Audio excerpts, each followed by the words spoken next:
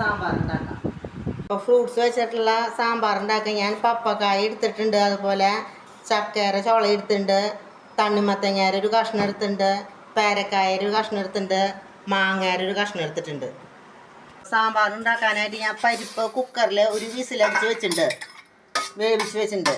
അതിലേക്ക് നമ്മൾ ഈ ഫ്രൂട്ട്സ് ഇടാം, ഒന്ന് തിളച്ച് വേവട്ടെ.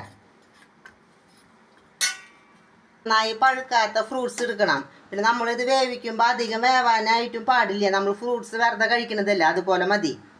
കുറച്ച് കോൽപ്പുളിയുടെ വെള്ളം വീത്ത, മുളക് പൊടി, മല്ലിപ്പൊടി, മഞ്ഞൾപ്പൊടി, സാമ്പാർ പൊടി, കുറച്ച് ഉപ്പിടാം. ഇതിക്കൊരു താളിപ്പ് വേണം. അതിന് ഒരു സ്പൂൺ വെളിച്ചെണ്ണ വീത്തിൻ്റെ അതിൽ കടുക് ഇട്ടു, 3 വറ്റൽമുളക്, വേപ്പില ഇടുന്നു. നമ്മുടെ അധികം പഴുക്കാത്ത ഫ്രൂട്ട്സ് വെച്ചിട്ട് സാമ്പാർ റെഡിയായി.